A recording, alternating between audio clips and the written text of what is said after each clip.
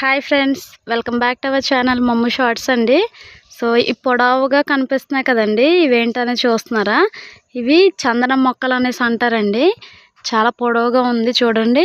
ఇది గవర్నమెంట్ తరపునే ఈ మొక్కలు అనేది ఇచ్చారనమాట పెంచుకోమనేసి. ఇది గవర్నమెంట్ తరపున మాత్రమే మనము అమ్మకానికి ఇవ్వడం అయితే జరుగుతుందండి. సో మన ఇండివిజువల్గా అయితే నరికేసేసి పట్టుకెళ్ళడానికి అవ్వదన్నమాట. ఇందులోన టన్నుల చొప్పున కొనుక్కొని వెళ్తూ ఉంటారండి ఈ చెట్లను అయితే.